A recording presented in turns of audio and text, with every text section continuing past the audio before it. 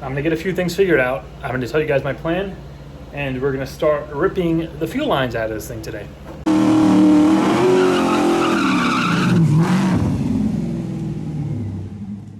All right, first of all, guys, welcome back to another video. The Camaro is the star of the show once again. Before I kind of give you an update and we get started into digging into this thing, I just wanted to thank everybody who joined me in the live stream last Sunday. I'm going to try to keep this a weekly thing, so I'm going to actually put another post on the community tab on the time of the next one. I'm going to be out of town next weekend, but I'm going to probably try to do it from the hotel room if the Wi-Fi kind of works and I could get away with it. And yeah, same thing. Any questions you want to ask me about any of the cars or just repair related stuff, LS swap related stuff, that's going to be the place to do it. And I'm looking forward to actually getting to talk with you guys again and doing another live stream this Sunday. But anyway, today I have the Camaro in here because I am basically just ripping the fuel system out. I'm redoing it all. I'm at the point where I'm tired of dicking around and I just want to get everything done the way it's supposed to be. Make sure there's going to be absolutely zero issues, get some stuff with the exhaust figured out, repaired. So our next trip to Tune Time is hopefully going to be the final trip for a while, and we're going to actually get this thing tuned. All right, so first of all, for anybody who didn't see me in the live stream, I figured out the fuel pressure drop issue. It turns out the filter, even though it's only a year and a half, 2 years old, it has probably less than 10,000 miles on it. It's one of those little disc filters, and it's a very fine mesh. And apparently the tiny little bit of debris that was in there was enough to drop the pressure, because I cleaned that out, put it back together, did a data log on the street, and the pressure went from like 59 at wide open to like 72. The other thing with the alternator dropping, I completely glossed over this. I didn't even mention it in a video, but I basically swapped the alternator out last minute. This is a DC Power Engineering 270 amp alternator. This thing actually puts out 200 amps at idle, 180 at hot idle. So this is a badass alternator. The one I had in there before was a max of 140, and I got this primarily because of the fans and all the extra shit I did to it. I just put a new battery in it because my battery in the Trans Am went dead, and I figured we'll take the Walmart battery out of this, we'll throw that in the Trans Am, and I went and got a Duralast Platinum, a AGM glass mat battery for this, and I put some longer studs on there. I kind of cleaned the battery up a little bit. And as far as the turning off issue, I spoke to DC Power, and they told me the only reason this is going to turn off is if it loses the trigger signal. And I'm looking at this connection here that goes to the Holly. It seems a little bit loose as far as how you see the connector kind of fits in here. It wiggles around a bit. So what I'm going to end up probably doing is just splicing this into this yellow wire here with a butt connector or whatever, so I know it's not going to be loose, and that should fix our voltage issue. So my primary purpose under here was to move the fuel lines. You can see I have the Y pipe down. I got the exhaust apart. I'm changing the V-band in the back there because when it went up on the dyno, being the car so low, that V-band scraped because of the cover on the belt on the dyno. So I'm just popping a new V-band on there, and I got to do a few things with the exhaust, because for one thing, when we were on the dyno, James noticed it, and it was pretty obvious. We could both tell there was something vibrating. The torque arm, after looking into it, the torque arm is actually pulling up, and it's rubbing on the drive shaft loop up there. So I'm gonna have to, I really don't know, honestly. I gotta maybe pull the loop down, grind it a little bit so that doesn't rub anymore. I mean, there's really no place I could put this thing. It only goes in one spot, basically. So I'm just gonna have to do something with the loop. It's not a problem with the torque arm, it's just where I put the loop. I should have put it a little further back. That probably wouldn't have been an issue then. But yeah, whatever, I'll figure that out. That's kind of a minor issue. Other thing is, I cleaned up back here, because when we were also on the dyno, I noticed the back floor is extremely hot, and I dinged this in here to get my exhaust tucked up. I just finished cleaning it, and I'm going to apply some stick-on kind of heat resistant, you know, some kind of foil on there, and then I'm going to put this back up. The other thing is I noticed the muffler here, or this resonator, is rubbing. Look at that ding in there. That is rubbing right on the friggin' parking brake bracket. So that's a no-no. I'm probably gonna end up pulling this whole thing out, putting a regular 4-inch pipe in there, tucking it back up, and just getting a quieter muffler. This is a Dynamax, just 4-inch kind of bullet thing I put in there to kind of, you know, tone it down a little bit. It's a straight through thing. But yeah, I don't want to lose that ground clearance by dropping this down anymore. And the rest of the exhaust is kind of already shaped to the position of this pipe. So if I can't get this to clear that, then I'm probably just going to take this out and put a 4-inch pipe in there, whatever. It being, you know, it's going to be a small diameter. But yeah, under here, basically, I'm ripping all the fuel lines out. A few of the main problems I'm having are they're too close to the exhaust. Ever since I redid the exhaust, everything is so tucked. I guess it's just heating up the fuel, because when this is all tucked up, for one thing, the return, this is really close to the return line. So it's probably heating up the fuel when it comes back to the tank. My fuel line here runs kind of old through here. There's a good amount of space, but I'm still not happy with the way it's ran, and I want to kind of insulate it better, because the whole issue I kind of briefly mentioned when I was on the dyno, after driving this thing a while, sometimes just on the highway too, it just turns off and it won't restart. And I notice it mostly when you come to a stop, you're idling for a while, you're at a light, the car will just turn off. You try to turn it, you try to restart it, crank it, it'll sputter, it'll be like it's not getting fuel. And I actually looked at the data log, and when it happens, it has basically no fuel pressure. And I'll put the key on, you hear the pump come on. The pump is priming, the pump is running, but you look at the laptop and it goes from 0 to maybe 12 PSI, and then it goes back down to 0. It basically loses all fuel pressure. You let it cool off for literally maybe 3 to 5 minutes, prime it, you'll have your fuel pressure back, and the car will start up and you can drive away no problem. So the only thing that makes sense to me is the fuel has to be getting hot somehow and cavitating the pump. But the way that everything's kind of set up and smashed under there with the exhaust, that's got to be what's happening. I think it's just heating up the fuel. The other problem is the muffler is actually really close to the gas tank over there. Right now it's not, because that's down, but once it's up there, there's maybe like 1/4 of an inch between the pipe and the gas tank, and there's actually a little ding on the tank where the exhaust is rubbing. So I'm sure that's not helping. And between all that, the 3/8 line, I think it's just too much heat for the fuel. And after a while, it's just getting heated up. The pump is getting cavitated. And that's why I'm losing fuel pressure. Because like I said, you let it cool for just a couple of minutes. It comes back and you could drive away and you'll be fine. And it's always the exact same problem. And the pump always comes back after cooling off. All right, so I'm in back by the gas tank here. I picked up this, it's called Lava Shield. It's just this really thin stick-on. It's supposed to be like a heat shield. I didn't want to put anything thick back here, so hopefully this is going to make some kind of a difference. I already went and put some on the hump over here where the exhaust sits, and it seems to be sticking pretty well, so I'm just going to run it on this side of the bracket.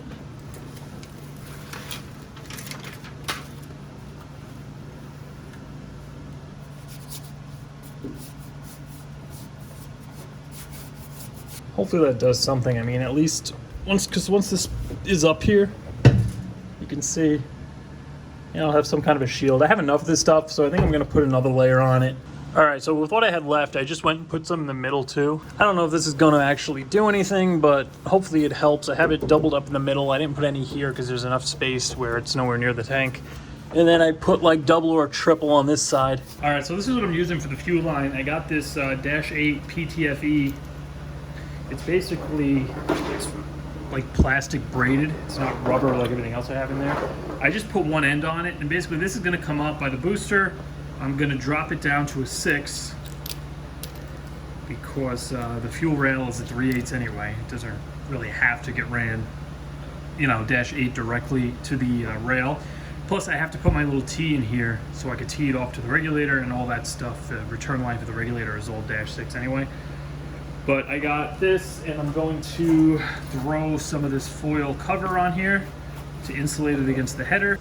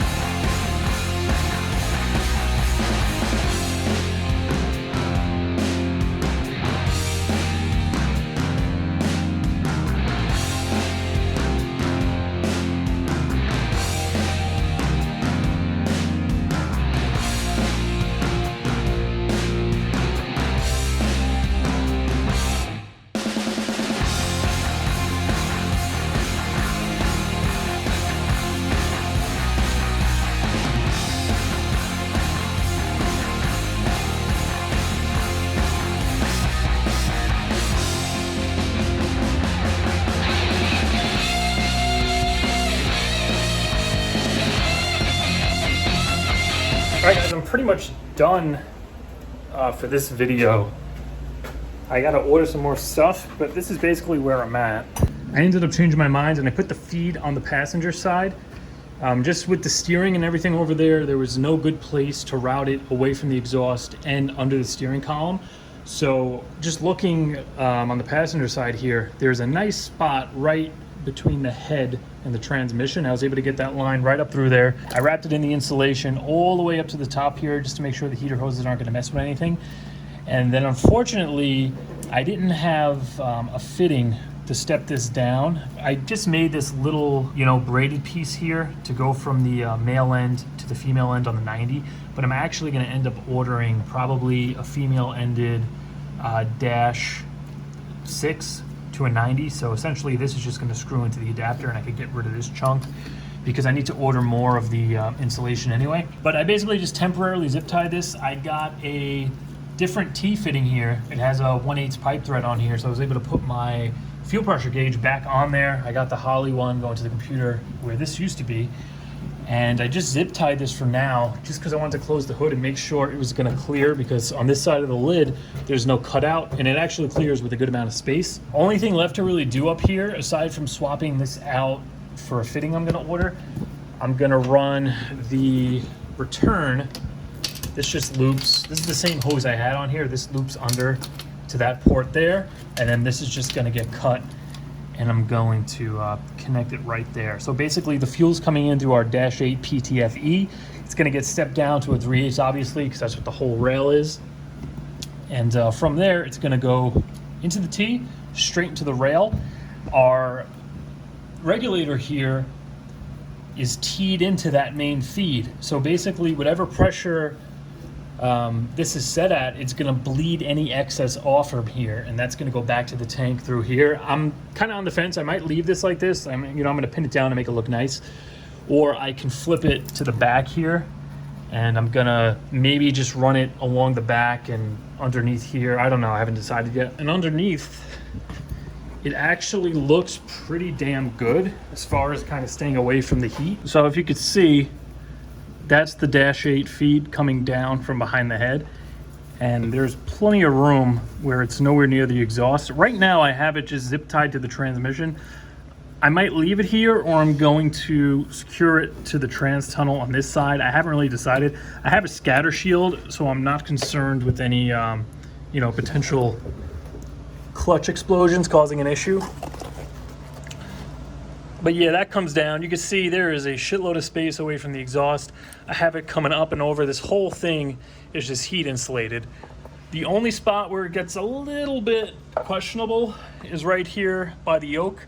I just had nowhere to put this thing other than trying to run it under the frame rail and run it this way, and the trans tunnel is the easiest way to have it tucked up away from anything that might flick up from the road, and also have it kind of like a straight run right where it needs to go in the back. But basically it comes up under the loop here. There's a little space there where it fits, and then I just zip tied it up under this bracket where I had it before. And like I said, I got to order more of this. I'm going to wrap the entire thing, and when it comes back to the exhaust here, before I had the return running down here, and when this is up, that V-band is pretty much right next to that. Right now I'm going to run the feed up this way and secure it like that, and this is going to be insulated all the way back. And you can see when this comes up, there's still quite a bit of gap up here, so it's not going to heat the line the way it did before. And plus it's going to have all the insulation on it. That's going to help a lot. And from there, pretty much same thing I did on the other side with the old feed. It's going to run like that. I already have our PTFE-8 on this end, so that's going to go up, go into a filter, go to the pump.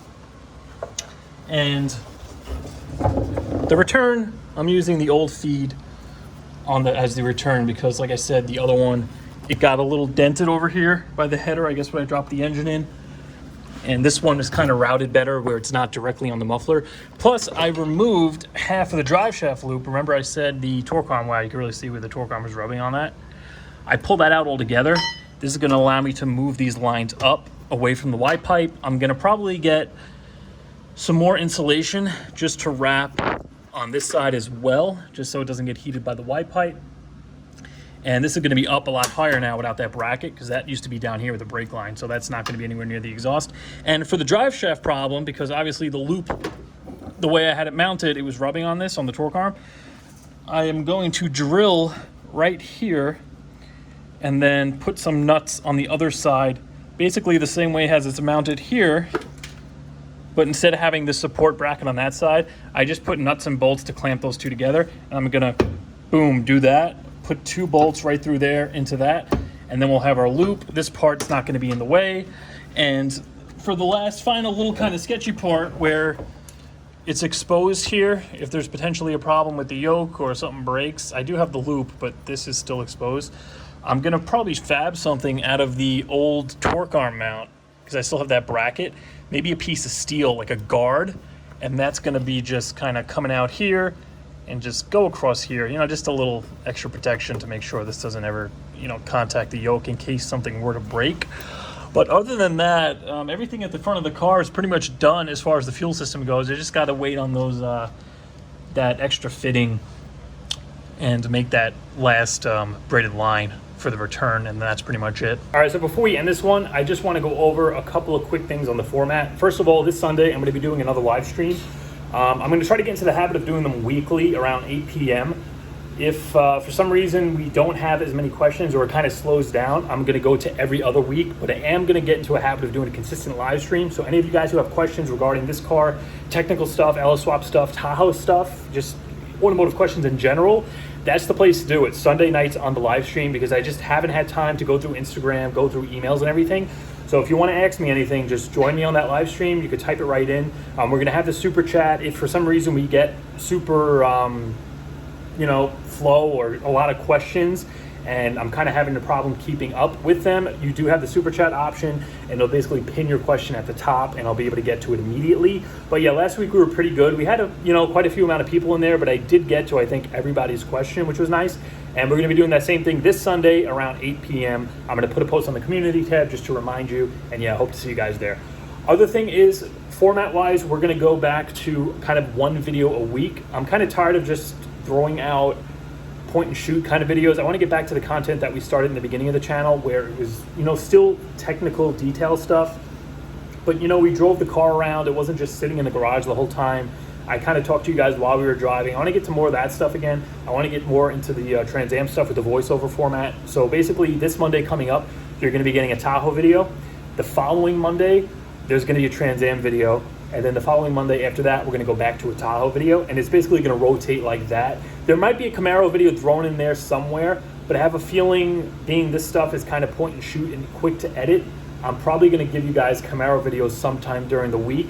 So if I upload a video on Monday for a Tahoe or Trans Am, you might get a Camaro video on Thursday, unless I'm doing some big job or we're doing the tuning thing and it's going to be, you know, really kind of detailed, fun content where we're getting out of the garage, we're getting dyno numbers. That will be a Monday video. But for the most part, everything's going to get rotated. Tahoe's going to be back consistently. Trans Am should be back consistently. The only time I might get a slowdown is when I'm doing a big kind of video like the brake conversion and stuff. But regardless, this Monday coming up, Tahoe's back. Following Monday, Trans Am is going to be back. And yeah, I'm looking forward to kind of get back into the weekly upload thing, where we're going to constantly have all 3 of the cars on the channel, and you're not just going to get drowned with Camaro content. Yeah, but that's pretty much all the updates I have for you guys right now. If you don't follow me on Instagram, you want to get kind of more updates, kind of photos of stuff I've been doing with the cars, kind of, you know, behind the scenes stuff.